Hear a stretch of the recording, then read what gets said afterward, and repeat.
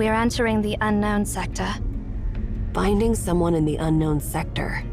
This is simply a living nightmare. Let's hope that general didn't go too deep.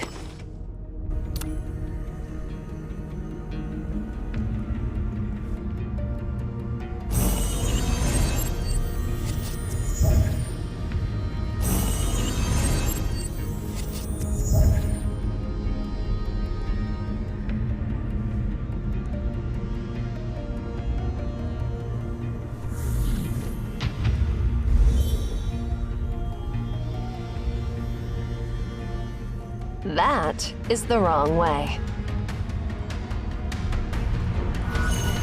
Then let's be a bit more serious.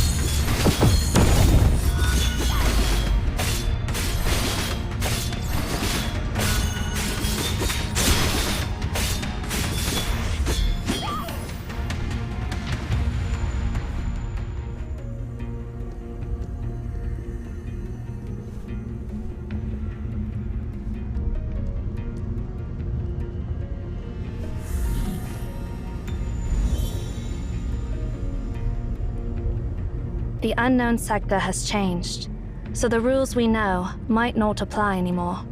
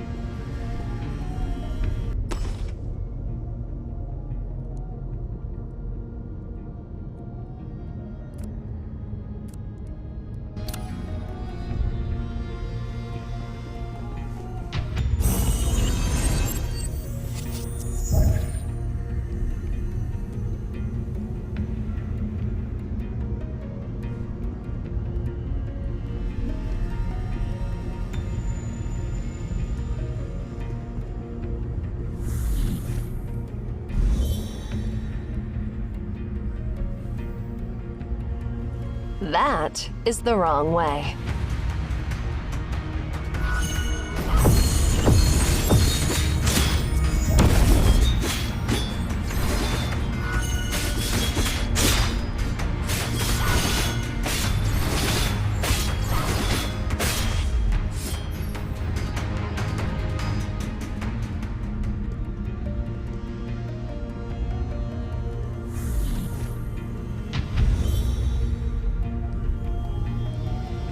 This hellhole is truly unpredictable. We need to figure out new rules before finding a way out.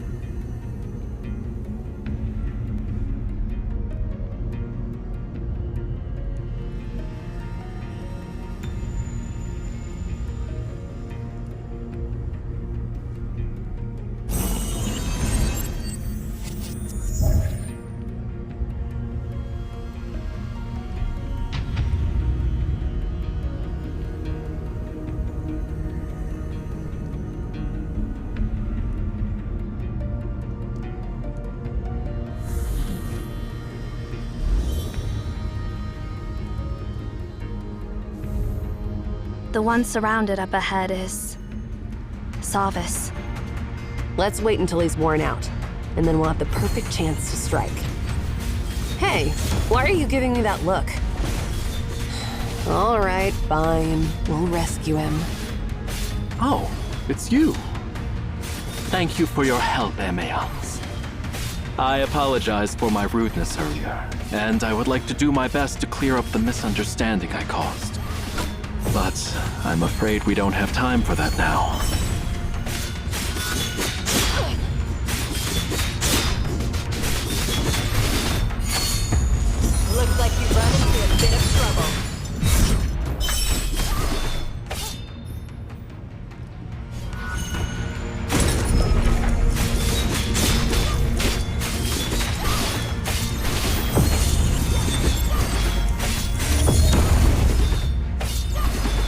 allow me to get straight to the point.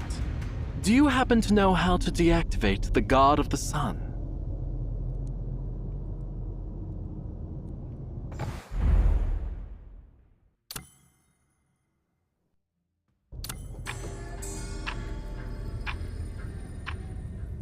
Did someone activate that sphere? I'm afraid so.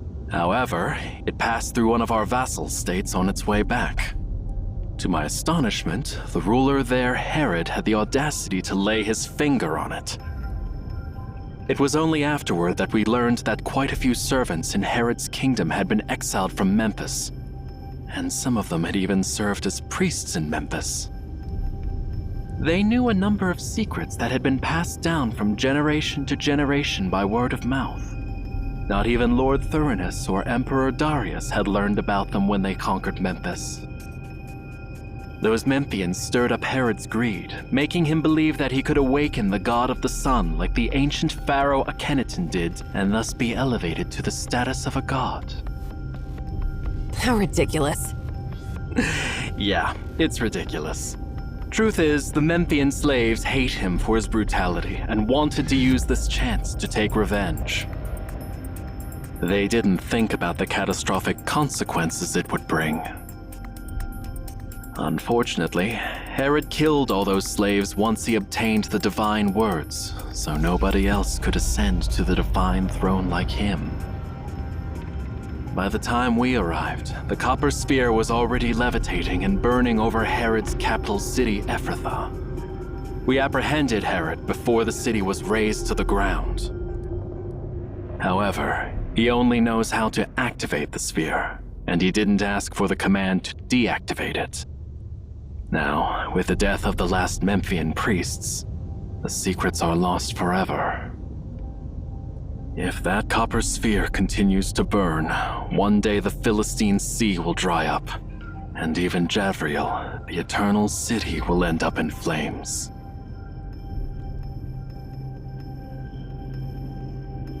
Fortunately, I remembered you had mentioned that the copper sphere could be deactivated. So, we rushed back here to seek your help. Such is the situation. If you know how to stop this world from ending up in flames, I'm willing to offer whatever I can in return.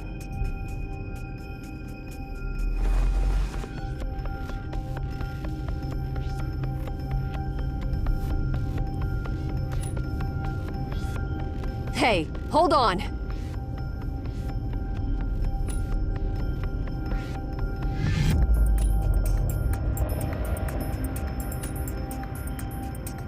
You've told him already? The language of the gods is a palindrome.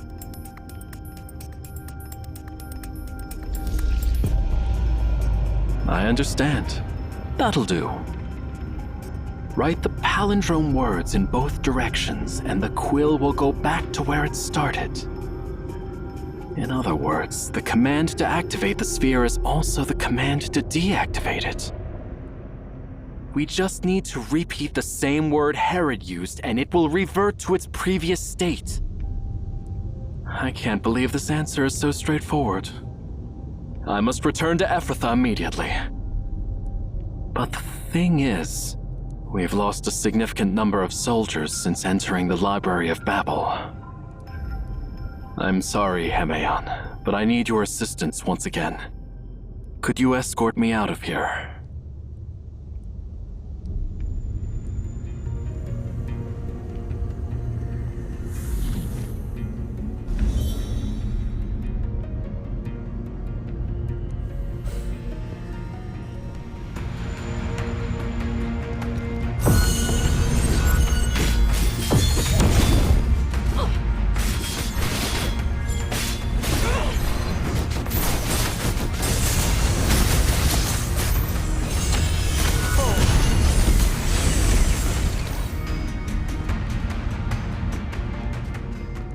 Our strength isn't enough to break through this gate. This gate is heavy. Please stand back.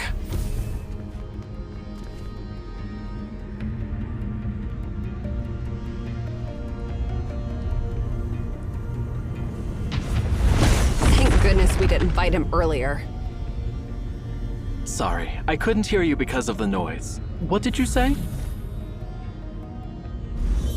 Oh, it's nothing.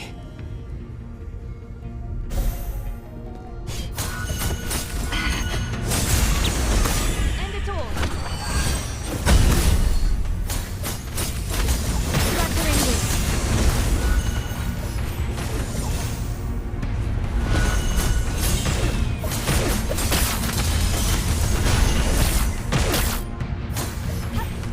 Need an umbrella?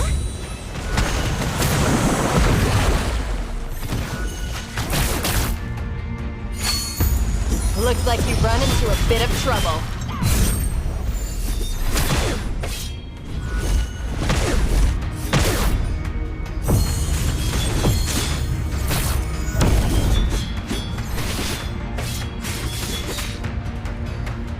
Interesting fellow.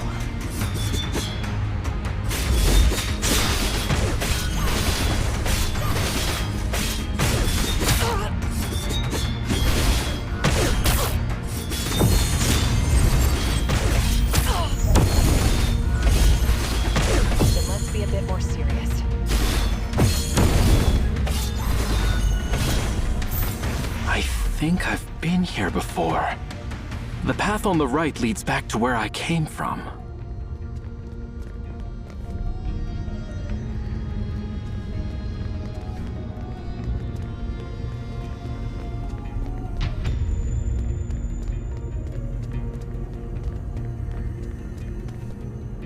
Jeez, not another one of those annoying stone gates. Don't worry. My strength should be enough to break through it. However, I've just exerted a lot of energy. Give me a moment to catch my breath. Fine. Take a step back, Sia. They started following us before I even noticed. What a bunch of eyesores. Lock in the ring. No contact allowed. Walk with the umbrella.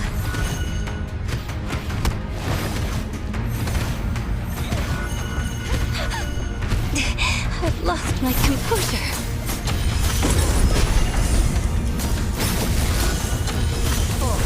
The door's been breached.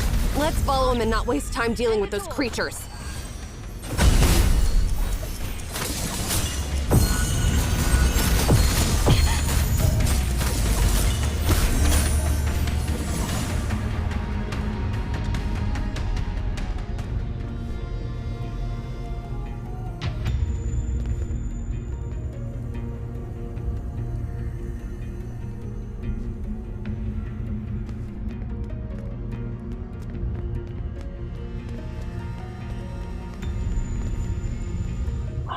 Finally, ahead is the sector I entered from. One must exit from where they entered. Such is the wise words from the Emeons who guided me here. Thank you for escorting me here. Hey, Mr. General. Although we didn't request payment, it's okay to ask for a favor, right? Of course. Just let me know whatever you want. Well, when you go back and see Herod again, please make a copy of the divine words he tells you and give it to us.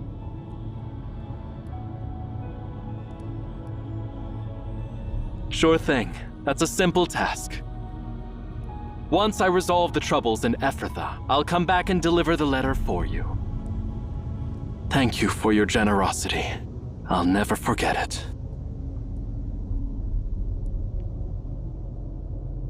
Please rest assured, Your Highness. Sarvis is one of the few generals who possesses both wisdom and bravery. He will be safe. But he's been inside all night.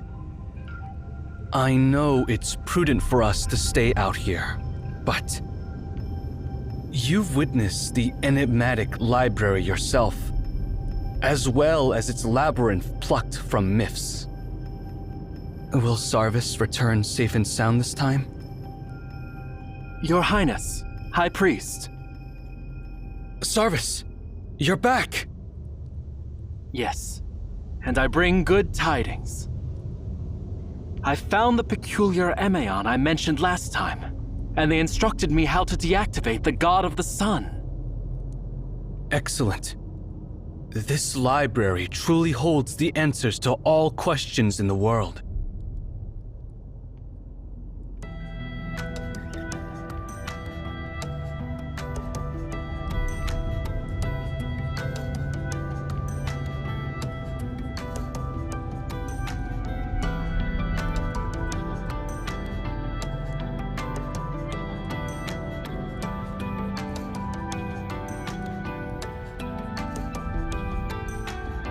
High Priest Marari, do you still have a copy of the treaty with the Arsacid Empire? I can have the scribe immediately draft a new one, Your Highness. What do you mean, Your Highness? I will sign it. Tell our soldiers that we are no longer at war with Abed. Let's go back. Once we resolve the issue in Afrafta, we will make our way back home. May I ask the reason behind your change of heart, Your Highness? Look at that burning star. If there's anything like divine revelation in the world, it probably looks like that. Wouldn't you agree? No. Japheth is not ready to confront such power. My father has been invincible throughout his life. He forged his great empire in his 30s. I heard that he was frustrated at the thought of spending the remainder of his days governing rather than conquering. However, I think governing is far more challenging than conquering. I'm always worried that if Japheth's armies keep crossing new frontiers, sooner or later, they'll meet an impenetrable presence. Father has never tasted defeat, and neither has Japheth. Father is aged, and Japheth has long grown accustomed to the countless triumphs he has achieved. If, one day, Japheth fails to sustain its momentum of conquest, if, one day, the tip of Japheth's spear finally shatters against a towering wall never before encountered, how do you think the people of Japheth would feel in such a moment? Pride renders one fragile, and when it breaks, it shatters the heart into pieces. Now, seeing that newborn star, I think we've reached a towering wall that casts its shadow over Japheth. Undoubtedly, there are forces in this world that surpass the limits of human imagination. This library, capable of harnessing even the power of that star, lies far beyond our dominion. We are not yet prepared to venture into the realm of gods. I concur, Your Highness. It is time to head back. Since Emeon has guarded his power for so long, let it be. There must be reasons why this tower has stood undisturbed for thousands of years. Until we understand those reasons, we must not disturb the balance. No, we shouldn't even touch it. It'd be best if all of us stayed away from it, neither to inquire nor to disturb it, lest it bring a catastrophe down upon us. While my words may appear disrespectful, His Majesty's order to retrieve the God of the Sun and the situation we are facing serve as compelling evidence. I agree with your decision to retreat, Your Highness. However, if we ignore the blaze of the star and the impending destruction it brings, it is beautiful, like a real celestial body. Now we know beyond a shadow of a doubt that someone, or some being, crafted it. How extraordinary is it to craft a star? If I had the chance, I would love to see the hands that forged the star. Even if I am unable to witness it, I hope that my descendants will be blessed with this fortune. Time to go. We have no time for sentimentality. Leave the recording of history to poets and scholars. As for us, let us restore the sky with its true sun.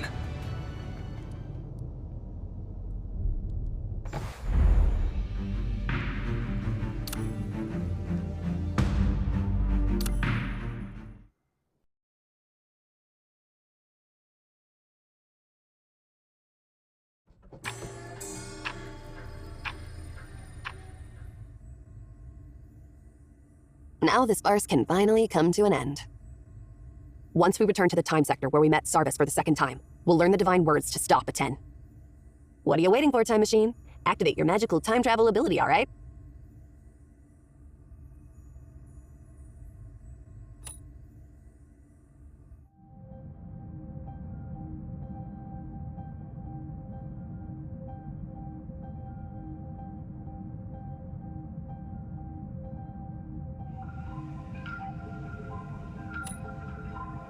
There's no point in thinking about that now.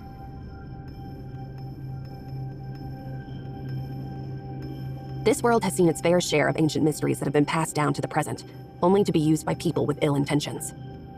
Even if someone is trying to activate a 10, we now know how to deactivate it. That's all that matters.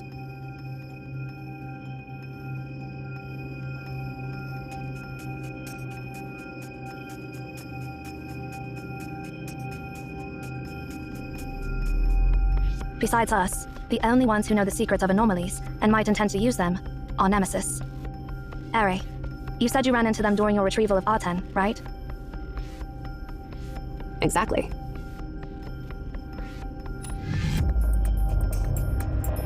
All deeds have consequences. All debts must be paid. That's their motto. How can I give you a brief explanation? To put it simply, here's the perfect example. Do you think something like a 10 should be known to the world? These artifacts possess the power of easily obliterating an entire civilization. You've witnessed the destruction of Akhenaton and the war between Japheth and Obed. It merely revealed a fraction of its existence, and that was enough to change the course of the world. Countless people were frantically seeking it, whether it was for immortality, overthrowing another dynasty, or simply catching a glimpse of its eternal glory. Even in this era, where human intelligence supposedly reigns supreme, we no longer worship the god of the sun. Do you think the nuclear fusion reactor should be revealed to the people of this era? Will it bring about an energy revolution, or just another war? Humans of every era believe their intelligence to be superior, yet they fall prey to the same mistakes time and time again. The power of the unknown is a sweet poison. Now you're well aware of that, right? That's why we've decided to hide its existence from the world. To safeguard them from any intrusion or exploitation. Let it fade away, until its very existence falls into oblivion. That's the philosophy of us Emaon, and the philosophy of CAVE. Emaon is merely the secret society watching over Obed. There are other organizations that share our ideals.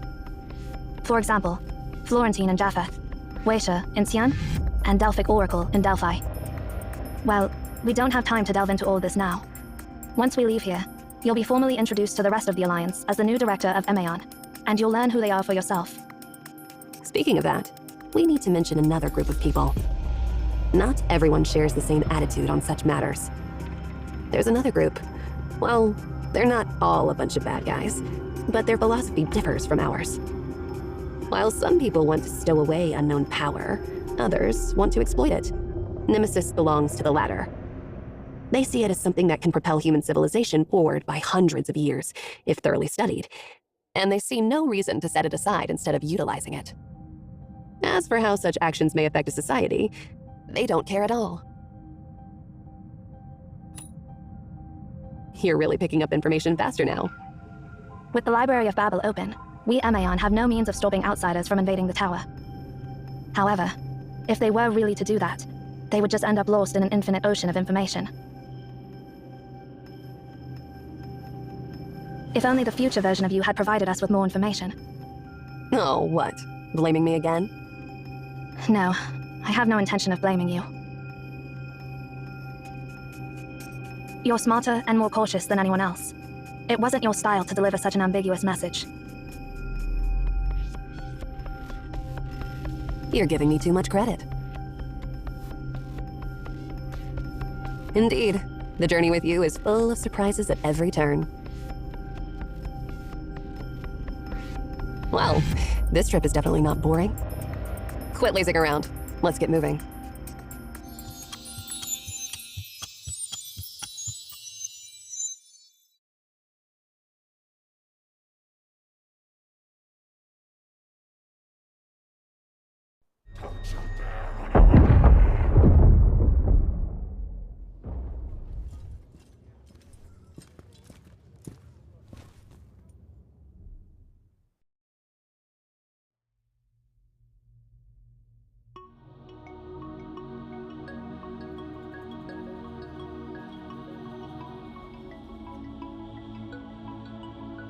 Don't you ever wonder how two groups of the same people can show up at the same time?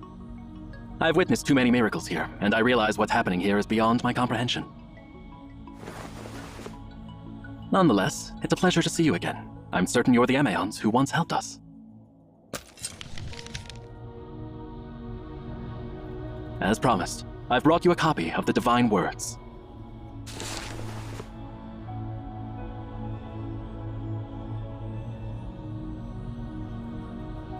Please allow me to express my gratitude once again for your generosity back then.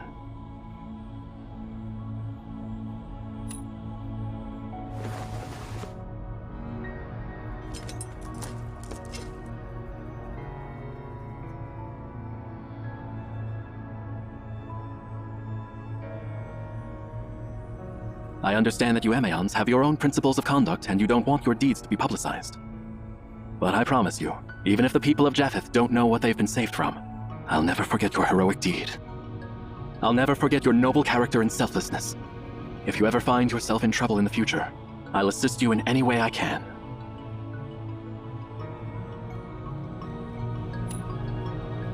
I, Sarvis, swear by my domain, Bellefontaine, the City of Blossoms.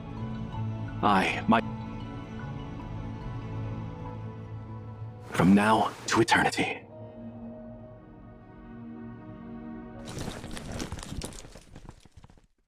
He's a pretty honorable man.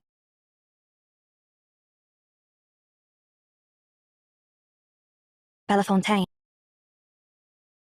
So, he is the first leader of Florentine, Sarvis Florentine. I see. Our initial connection with Florentine was actually because of you. Sometimes I wonder where you've been all these years. You don't even know about the Florentine Bank, which basically controls half of the continent's economy? Now's not the perfect time to explain everything about Florentine. Harry, show me the parchment that Sarvis just gave you. What's the rush? Worried about losing it?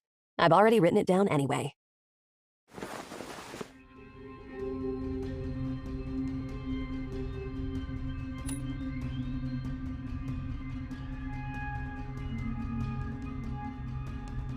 Zero.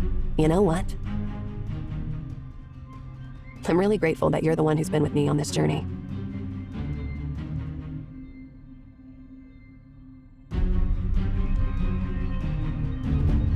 And you too, the candid seer, sometimes to the point of being foolish.